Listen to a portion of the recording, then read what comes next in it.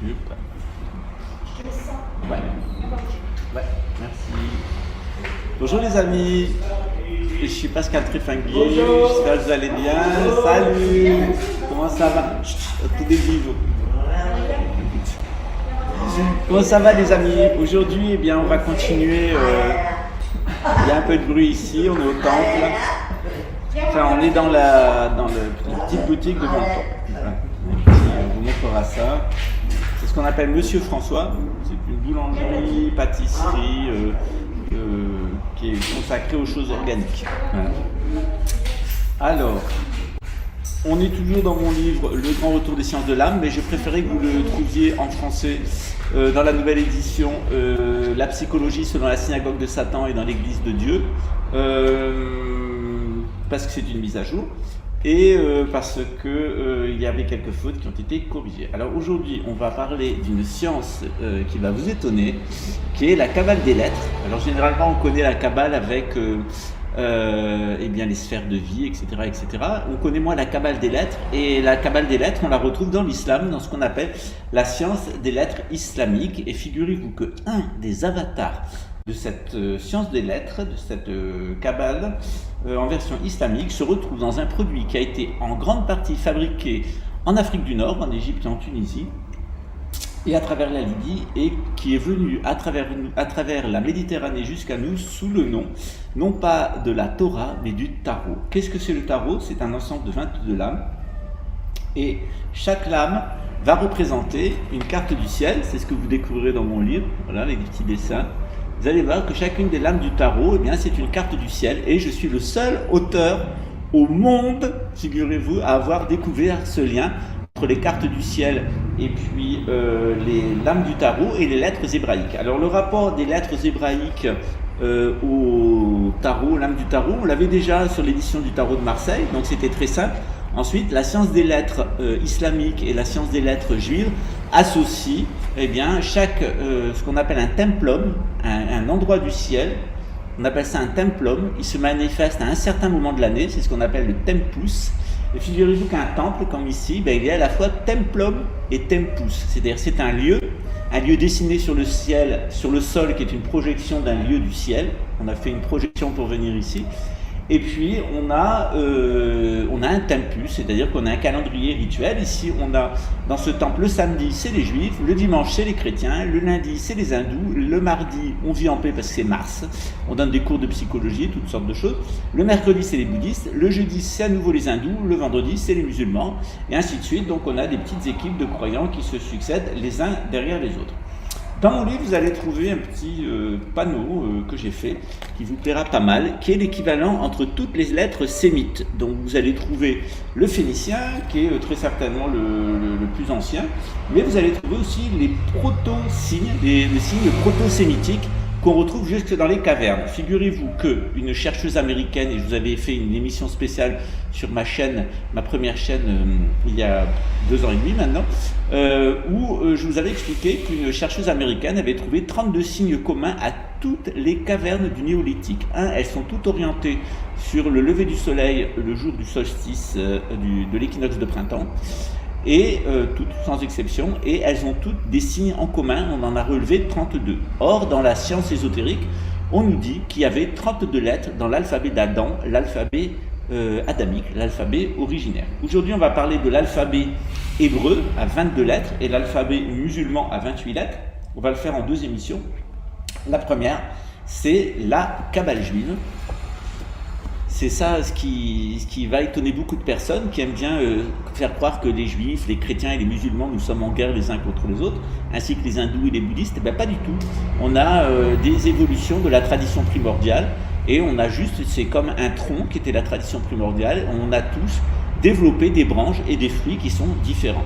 Donc loin d'opposer les juifs, les chrétiens et les musulmans, les 3 instruments de la science secrète des lettres et des images sont utilisés dans ces 3 traditions, avec des échos dans la pensée de Platon et dans la pensée d'Aristote. Nul doute que la connaissance de ces traditions, elle ne va pas faire plaisir aux modernistes, et de là à leur leader promis dans le futur, qui s'appelle Messie el-Dajjal, c'est-à-dire l'Antéchrist. À notre époque, La Kabbale juive, la science des lettres, telle que décrite par mon ancêtre, mon aïeul Saint-Yves d'Alvêtre, et aussi le tarot de Marseille, sont des outils d'une extraordinaire portée, tout simplement en tant que science de l'âme.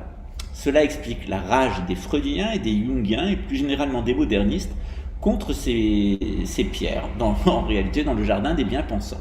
Donc on va voir que loin d'être de vilains conspirateurs qui veulent créer un nouvel ordre mondial, ce qui est loin d'être le cas, puisque ce n'est pas eux, il s'agit des Édomites, eh bien les Juifs nous offrent un ensemble d'objets ésotériques d'une très grande richesse qu'ils ont reçu de la tradition sémérienne et de la tradition égyptienne, puisque Abraham venait de Sumer. Les Hébreux ont passé un certain nombre de temps en Égypte, où ils étaient la grande élite intellectuelle de l'Égypte, et puis ensuite, eh bien, ils sont allés en Terre Sainte, et puis de là, il y a eu la grande diaspora. La première diaspora, c'est la diaspora vers Babylone et vers l'Égypte, et la première, c'est vers Babylone, avec la déportation. Ensuite, c'est une diaspora dans le cadre de l'Empire grec, où ils se sont installés, il y a des Juifs qui se sont installés notamment en Algérie, en Tunisie, à Carthage, et puis ensuite, ce qu'allait devenir Carthage, avant les guerres puniques, et puis évidemment ensuite, eh bien, dans l'Empire romain, il y a des Juifs qui se sont installés un peu partout sur le pourtour de la Méditerranée, particulièrement dans le sud de la France, où ils ont eu tendance à se rassembler puisqu'ils étaient persécutés dans la péninsule ibérique. Les Juifs n'ont jamais été persécutés en terre d'islam, mais les chrétiens ont parfois, les catholiques ont parfois persécuté les Juifs, même souvent. Il y a eu de nombreuses expulsions et persécutions. Il n'a jamais été le cas dans le monde islamique, puisqu'on a toujours considéré en tant que musulmans que les Juifs étaient nos frères. Kabbalah, ça vient de l'hébreu kibel, qui désigne une transmission. Donc, qu'est-ce que c'est que cette transmission ? Eh bien, dans le judaïsme, on considère qu'il y a deux transmissions. La première transmission, c'est celle qui est transmise par Moïse avec les tables de la loi. En fait, c'est la deuxième. Mais avant ça, il y a eu une première transmission, une transmission orale et des premières tables qui ont été données à Moïse. Moïse est arrivé, il les a brisées, il est remonté et il en a ramené de nouvelles. En réalité, la tradition orale, elle date de ces premières tables de la loi, et la tradition écrite, elle date de ces deuxièmes tables de la loi, lorsque Moïse a reçu cette transmission avec les anciens de la communauté hébraïque sur le mont Sinaï. Cette Kabbalah, cette transmission orale, elle constitue un courant puissant au sein du judaïsme, avec des ramifications au sein du christianisme et au sein de l'islam. C'est pour ça que dans mon livre, La psychologie selon la synagogue de Satan et dans l'église de Dieu, je vous ai montré qu'à partir de la Kabbale, on a une science islamique des lettres, et de l'autre côté, on a le tarot de Marseille, qui est la même chose en version chrétienne. Les musulmans n'utilisent pas d'images, ils utilisent des lettres, et les chrétiens, qui savaient très peu lire et écrire, eh bien, eux, ils utilisent des images, comme celles qu'il y avait dans les cathédrales. Donc la Kabbale, elle est plutôt faite pour les élites, notamment l'aristocratie, c'est-à-dire du haut clergé et de la noblesse juive. On parle en hébreu de Sod, S-O-D, la Sod. La connaissance secrète, où devenue-t-elle, du fait des retours des Hébreux au culte d'or, ou du veau d'or, lors de l'épisode des tables de la loi. Destinée à tous à l'origine, la Kabbale a dû être rendue ésotérique, c'est-à-dire cachée, par Moïse à titre de prudence, parce que l'épisode du veau d'or l'avait dissuadé de donner un certain nombre de connaissances ésotériques à tout le monde. C'est-à-dire qu'il y avait certaines tendances idolâtres qui n'étaient pas encore purgées du cœur des croyants. L'aspect plutôt exotérique d'une tradition spirituelle n'est qu'un mode d'administration de la cité, c'est ce qu'on appelle la loi, l'ex, ce qu'on appelle la doxa en grec, ce qu'on appelle la charia en arabe, ce qu'on appelle la Torah en hébreu, et ce qu'on appelle le tarot en Occident, ou le Tao en Chine. On retrouve deux voyelles A et O. O, c'est la grande matrice, et A, c'est le pouvoir créateur. Donc c'est l'union du masculin et du féminin. On le retrouve d'ailleurs dans le signe de l'anarchie. On a un A au centre d'un O. En réalité, c'est un symbole satanique, puisque le A dans le O, c'est en réalité l'ordre cosmique. Excusez-moi.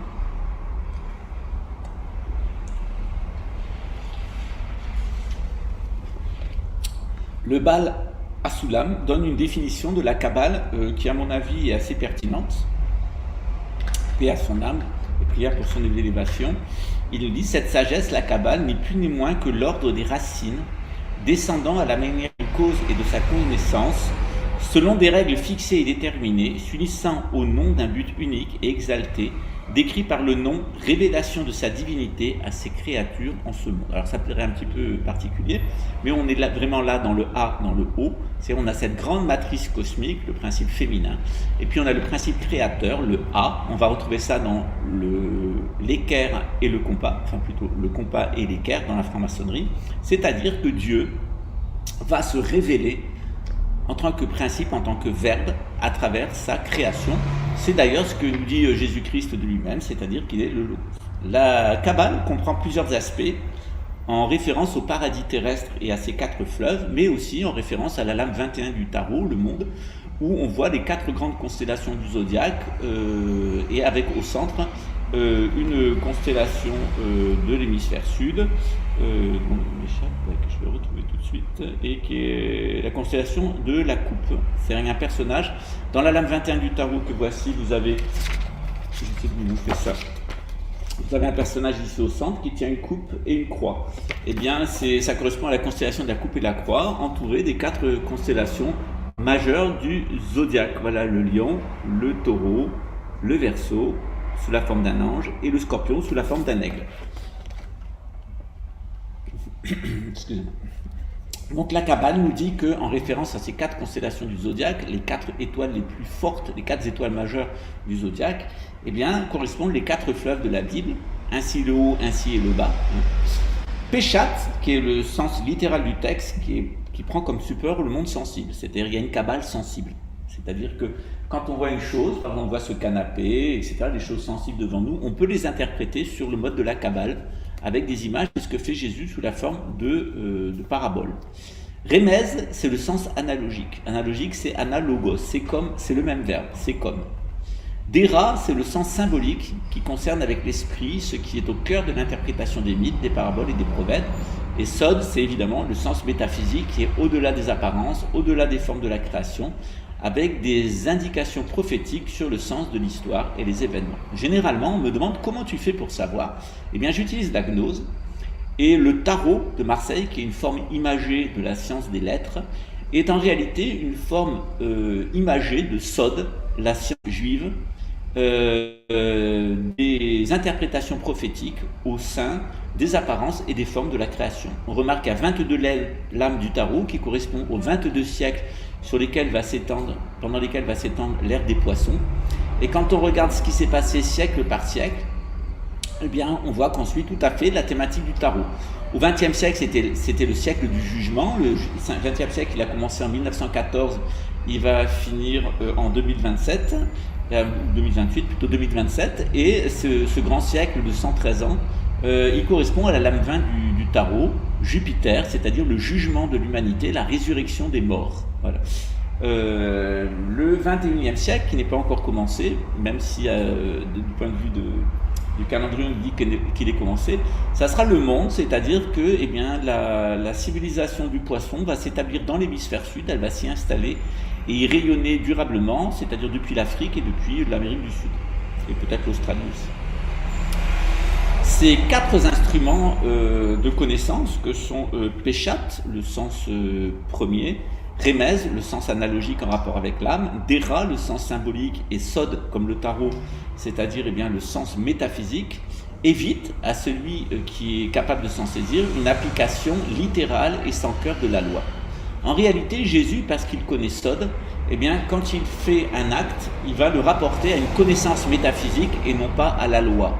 Par exemple, on reproche à Jésus que ses disciples sont en train de manger des grains alors que les blés ne sont pas mûrs. Normalement, c'est interdit par la loi juive, et Jésus répond sous une forme qui est une forme métaphysique. Alors bien entendu, pour les prêtres qui sont attachés au sens premier de la loi, c'est difficile à accepter. Voilà. Oui, ma tante, mais je suis en live, ça serait bien. Petit instant.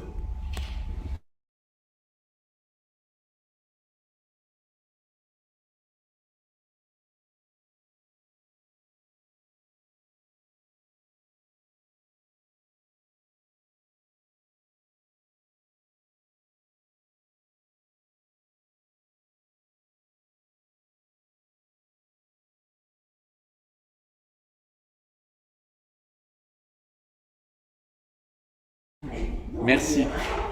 J'ai une tante qui est un petit peu bavarde et qui a du mal à me laisser parler, donc on va lui offrir un petit gâteau. Hop là. Alors ici, on a ce qu'on appelle des... Ouais, c'est... Excusez-moi.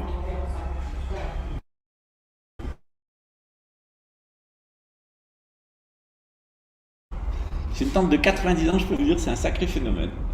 Alors ces instruments de connaissance, ils sont très importants, ils sont utilisés par Jésus, c'est-à-dire que si vous lisez les évangiles avec la Kabbale, notamment l'évangile de Saint Jean, qui a 21 chapitres en référence aux 21 lames du tarot et aux 21 lettres hébraïques, plus une qui correspond à la révélation, et qui correspond donc bien, à ce qu'on vit actuellement, enfin plutôt ce qu'on vivra au 22e siècle, c'est-à-dire le pardon de Dieu, qui correspond à un pictogramme qui est la croix d'ailleurs. Voilà. Donc ce pardon, il aura lieu évidemment dans l'hémisphère sud et dédié à la lame 22 du tarot qu'on appelle le fou et qui est orienté autour de la constellation d'Ophiuchus, c'est-à-dire le grand guérisseur. Voilà, il faut en savoir des choses. Voilà, donc cette lame elle est ici, vous allez voir ça dans mon livre, avec Ophiuchus, le grand guérisseur, et je vous explique pourquoi eh bien, ces 22 siècles de l'ère du poisson ne peuvent nous amener qu'à un triomphe du monothéisme, et à l'apparition d'une nouvelle forme d'islam et une nouvelle forme de catholicisme. Alors, ce qui est très intéressant, c'est que la Kabbale, elle a donné naissance à l'évangile de Jésus, à son enseignement, mais elle a aussi donné naissance à des déviances. Alors, la première déviance, c'est la déviance qui peut être ce qu'on appelle la Kabbale magique, c'est-à-dire quand on utilise la Kabbale comme de la sorcellerie pour produire des effets concrets. C'est un péché très grave, c'est ce qu'on appelle la sorcellerie. Et deuxièmement, c'est la laïcisation de la Kabbale, c'est-à-dire que la Kabbale devient un espèce d'objet d'analyse scientifique complètement matérialiste, complètement idiot, avec des vibrations et des formes. Voilà. On est vraiment dans une approche complètement matérialiste, complètement par le bas, qui ne peut amener que dans l'infra-humain et puis à l'homme qui se glorifie lui-même, l'homme luciférien. Dans Morals and Dogma, le sinistre Albert Pike, qui est d'ailleurs plagie dans ce livre l'intégralité de Dogmes et Morales de l'ésotériste français Papus, déclare que la franc-maçonnerie serait un produit de la Kabbale. Alors c'est quand même assez erroné, hein, parce que d'abord l'art de la construction occidentale, il s'est fait, de la maçonnerie, il s'est fait à l'origine sans la Kabbale. Il s'est fait plutôt sur la base des fabers romains, c'est-à-dire des antiquités gréco-latines. Et d'autre part, la tradition romaine en elle-même, elle vient des Grecs qui eux-mêmes avaient copié la tradition égyptienne, c'est-à-dire bien avant la Kabbale. Donc on s'aperçoit que Papus dit n'importe quoi, Pike, n'en parlons pas, et que en réalité, on a cette forme des sciences, des lettres hébraïques. Elle va mettre du temps, à travers la science islamique et à travers la science hébraïque elle-même, à s'installer en Europe, notamment grâce à l'abbé Sugère, ensuite Saint-Louis, et puis ensuite elle va se laïciser tout au cours de la Renaissance. Il est vrai que la franc-maçonnerie historique anglaise, en appui de la monarchie, donc ce projet de One King, One World, les Illuminati, et puis emprunter des éléments à la Kabbale, c'est ce qu'on trouve dans le maçonnisme, pour les falsifier et pour se légitimer d'un rapport antique. En réalité, égyptien, constructeur du temple de Jérusalem, templier, la franc-maçonnerie n'a pas manqué d'imagination au XIXe siècle pour s'autoproclamer la seule détentrice de la gnose. Mais cette ambition s'est retournée contre la franc-maçonnerie parce que le terme Kabbale, eh bien, depuis, est utilisé comme synonyme du mot complot. Et je déteste quand les QAnonistes, qui sont des âmes qui on est en train de les mettre dans le cul, il faut bien le dire, nous parlent de la Kabbale et puis l'état profond, qui sont exactement des inversions. En réalité, la Kabbale, c'est la tradition ésotérique en elle-même, et puis l'état profond, c'est en réalité tous les fonctionnaires qui ne changent pas malgré les administrations. Alors la Kabbale en elle-même, la Kabbale historique, elle se justifie de plusieurs textes rabbiniques, comme le Zohar et le Sefer Yetzira, que j'ai lu et que j'ai étudié. Mais ces documents ne se suffisent pas eux-mêmes, comme généralement dans le cadre traditionnel, il faut avoir une initiation et puis des transmissions d'influence spirituelle avec des exercices méditatifs et des interprétations. Donc la Kabbale, c'est, il est vrai, un outil de connaissance universelle dont le cœur est la connaissance de la science des deux arbres, l'arbre de vie et l'arbre de la connaissance du bien et du mal. Alors voilà l'arbre de vie, tel qu'il est représenté généralement, avec 10 séphirotes, une séphira des séphirotes. Et puis il y a un modèle, ici il y a 12, il y a un modèle à 12 ou 13 qui est l'arbre de la connaissance du bien et du mal, que j'ai mis dans certains de mes livres, mais que je ne tiens pas à trop divulguer. L'arbre de vie, il est connu comme étant une représentation du système planétaire autour du Soleil, donc Tiferet, tandis que l'arbre de la connaissance du bien et du mal, il représente le zodiaque en lui-même, c'est-à-dire les 12 constellations du zodiaque et le rapport entre elles. Alors à la fois, on a dans l'arbre de vie comment ça se passe au niveau astral, qui est véritablement le lieu de la vie, mais l'arbre de la connaissance du bien et du mal, il est dans le zodiaque du point de vue gnostique. C'est ce qu'on appelle l'émanation de l'Ain Sophor, c'est-à-dire le siège de Dieu en ce monde et sa projection en bas, c'est-à-dire le trône de Satan, ce qu'on appelle généralement le Sheol. Alors on s'aperçoit que les financiers anglo-saxons n'ont trouvé rien de mieux de mettre autour du siège de Dieu en ce monde, c'est-à-dire la Kaaba, le lieu où a été empêché le sacrifice d'Ismaël, eh bien un autel en forme de siège avec des cornes de diable à la Mecque, est véritablement le siège de Satan qui essaye de prendre possession du lieu saint. Alors on a une prophétie dans l'islam qui nous dit que le Mahdi, quand il viendra, il détruira tous les bâtiments qui ont été construits par les Occidentaux autour du sanctuaire de la Mecque, et que très certainement il va détruire le sanctuaire lui-même et ramener la Kaaba à Pétra en Jordanie. Dans la Genèse, dans le mythe de la Genèse, qui est d'origine sumérienne, Adam et Ève, ils sont punis non pas pour avoir touché du fruit de l'arbre de vie, mais pour avoir touché du fruit de l'arbre de la connaissance du bien et du mal. C'est-à-dire qu'ils ont quitté le niveau astral pour véritablement arriver au niveau zodiacal. Et entre les deux, en fait, en réalité, ils sont tombés sur ce qu'on appelle le désaxement polaire, c'est-à-dire, ils ont adopté un ego qui était composé de toutes les résidus psychiques qui avaient été accumulés au cours des cycles d'existence précédents. Donc véritablement, ils sont tombés dans le péché, ils ont été nourris du péché, et au lieu d'être des êtres purs, gentils et proches de Dieu, de jouir de sa présence, ils sont devenus des êtres menteurs, voleurs, tueurs et malhonnêtes. Et après Adam, on s'aperçoit que c'est pas tellement terrible. Il y a Caïn qui tue Abel, et puis il y a toute la suite avec Cham pour arriver aux monstres cananéens, c'est-à-dire les Babéliens, et puis les Édomites, qui eux quand même ont un espoir de rédemption s'ils restent dans les religions du sémitisme. C'est pas toujours le cas, il y a beaucoup de sémites qui apostasient, et c'est d'ailleurs le cas de Freud, dans un livre de 1958 qui s'appelle Freud et la tradition mystique juive. David Bakan, qui est juif lui-même, a accusé Freud et ses successeurs comme Jung et Reich, qui dit tous être des juifs apostats et des khazars, d'avoir consciemment ou inconsciemment laïcisé le mysticisme juif pour en faire une sorte de sorcellerie. Et David Bakan, qui lui-même est juif et un éminent kabbaliste, dit que la psychanalyse peut être véritablement considérée comme une laïcisation, une version diabolique de la Kabbale au service du pouvoir, de la pensée dualiste, de l'ego et du mal. David Bakan mit en lumière les liens entre Freud et le judaïsme hassidique, dans lequel le médecin avait été élevé et contraint. On remarque en effet que Freud élabora ses théories sexuelles conjointement à Wilhelm Fleiss, un clinicien berlinois, versé dans la Kabbale, le traducteur communiste Adolphe Frank et le rabbin Genilek qui célébra son mariage. Freud aura donc livré sa propre interprétation satanique du Zohar, le livre des splendeurs divines, pour bâtir ses pratiques d'association libre, d'interprétation des rêves, de bisexualité, de libido, de transfert, etc. Mais dans une dynamique clairement antitraditionnelle, antisémite, édomite et au service de l'ego. À ce titre, avec Marx et Adolf Hitler, Rothschild Hitler, Freud aura constitué avec ces trois un trio au service de la déviance des mythes judéo-chrétiens pour constituer des hérésies avec les régimes politiques attenants comme le nationalisme, les deux formes d'international capitaliste et socialiste, et évidemment le mondialisme. L'Apocalypse de Saint Jean dit à propos de ces trois idéologies politiques, mais aussi de la société théosophique, du spiritisme et de l'anthroposophie du Rudolf Steiner, elle le compare à trois grenouilles, des bêtes, qui vont croasser des doctrines erronées au moment du jugement au service de Satan.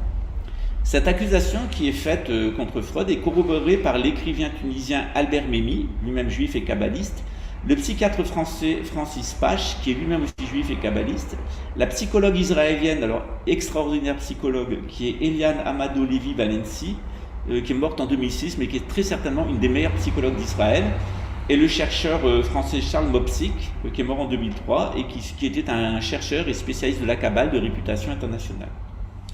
Mise au service de projets blasphématoires des Édomites et des Khazars, la psychanalyse freudienne a fini par accoucher un monstre, le psychotronisme, la psychotronique, c'est-à-dire un outil technologique permettant d'amplifier les mémoires corporelles, d'en créer de fausses et même de priver les populations cibles de tout libre arbitre en falsifiant l'intuition spirituelle et métaphysique de tout un chacun.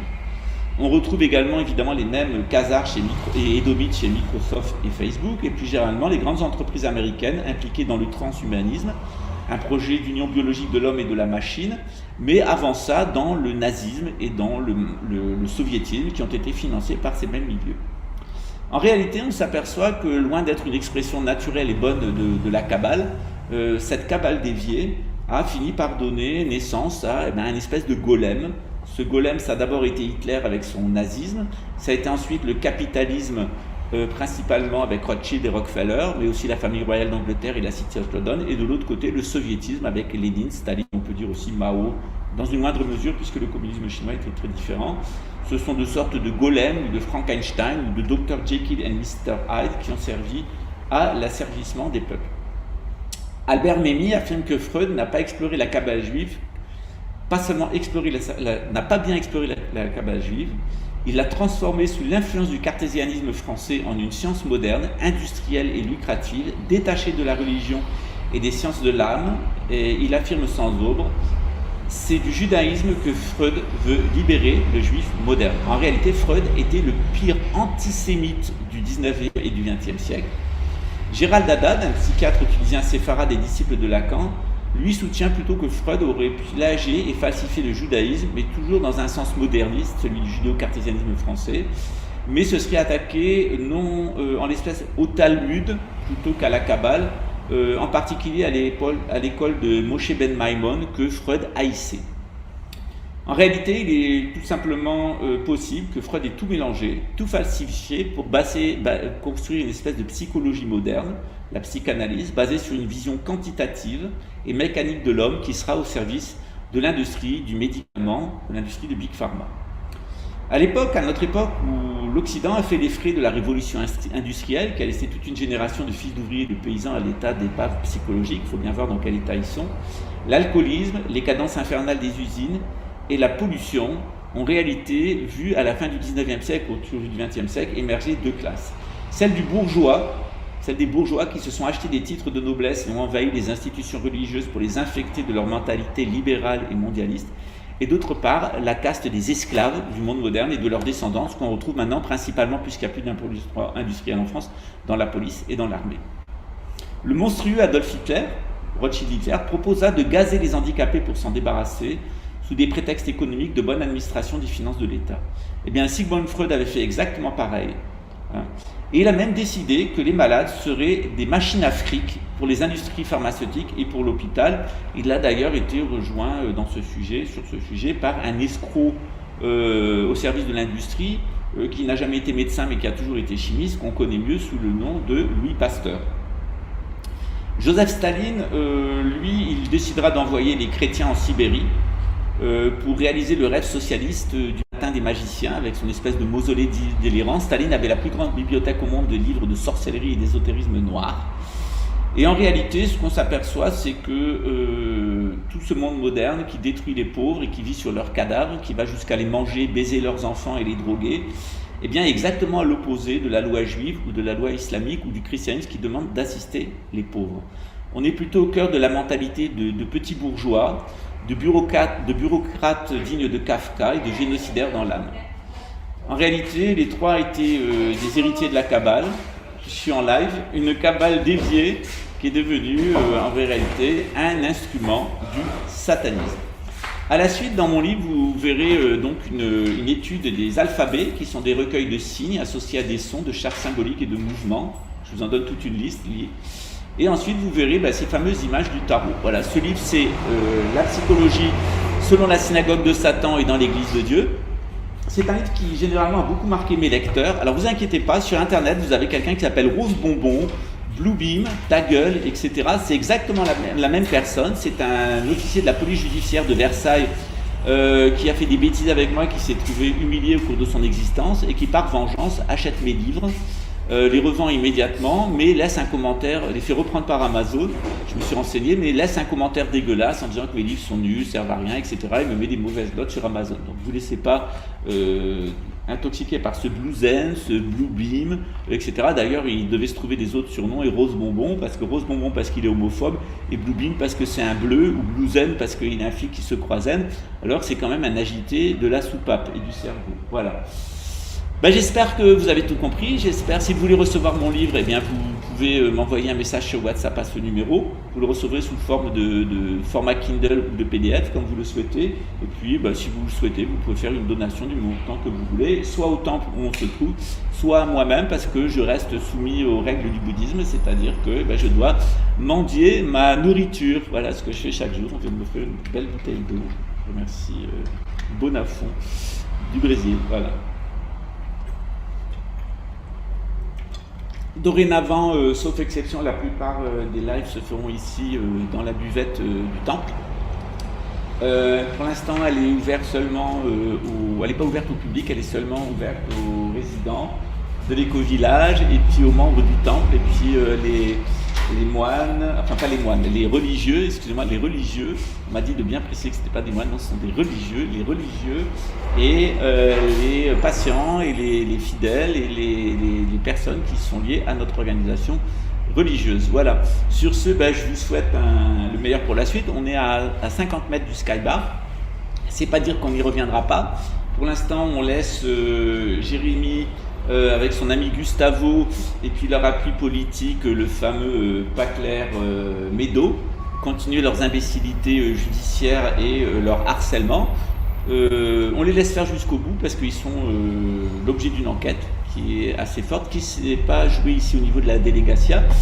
Et s'ils ne me croient pas, eh bien, je les invite à voir ce qui s'est passé dans l'état de Sao Paulo, où les faux témoins et les menteurs et les manipulateurs du petit noir, du pédocriminel et de sa femme psychotique se sont fait coincer par le ministère public avec une enquête assez serrée de la police fédérale. Donc une fois de plus, je pense que c'est des gens qui ne veulent aller jusqu'au bout. Ils ne sont pas arrivés à me tuer. D'abord, ils ne sont pas arrivés à m'empoisonner. Ils ne sont pas arrivés à me manipuler. Ils ne sont pas arrivés à me faire sortir de chez moi. Ils ne sont pas arrivés à me tuer avec les poisons et les drogues qu'ils ont versés dans ma nourriture et mes boissons. Ils ne sont pas arrivés à obtenir que mon petit ami m'assassine en me jetant du haut d'un immeuble et me poursuive avec une bouteille pour me tuer. Ils ne sont pas arrivés lors d'une agression à me tuer, puisque j'ai quand même eu 3 jours d'hôpital, j'ai dû être réopéré de ma colostomie. Et maintenant, ils sont passés aux grandes opérations judiciaires. Ça avait été préparé depuis des mois. Et je tiens à rassurer Monsieur WC, ta femme est un cas psychiatrique grave et tu devrais ouvrir les yeux avant de te retrouver en prison. Mais tu as reçu une grâce divine qui était de pouvoir venir ici. Il te fallait maintenant coopérer de la façon qui t'était indiquée. Tu as refusé de le faire et tu t'es mis dans le camp du mal, c'est-à-dire du tas de fumier. Eh bien, le tas de fumier, c'est comme ça que tu l'as appelé toi-même. Et je pense que c'est une très bonne chose que tu les rejoins parce qu'il correspond exactement à ce que tu es et ce qu'est ta famille. Parce que... Et comme une fois de plus, bon chien de chat tire de race et que le chien retourne toujours à son vomi, eh bien le personnage politique en question qui les aide ici, il y a une enquête qui a montré, en tout cas son dossier montre qu'il a tenu des propos il y a quelques années particulièrement antisémites et particulièrement hostiles à l'État d'Israël. Mais chez la famille WC, il est vrai que l'antisémitisme, le complotisme et la haine d'Israël, c'est quand même assez marqué et que les seuls rapports qu'ils puissent avoir avec des juifs, c'est des juifs qui ont apostasié et en particulier des personnes qui sont tombées dans le nomadisme dévié, c'est-à-dire la sorcellerie avec tout ce qui va avec, le cannibalisme, les assassinats et l'empoisonnement pharmaceutique et la sorcellerie. Voilà, donc c'est comme ça. Le chien retourne toujours à son vomi, ou plutôt le chienlit retourne toujours à sa Pologne natale. Ciao les amis.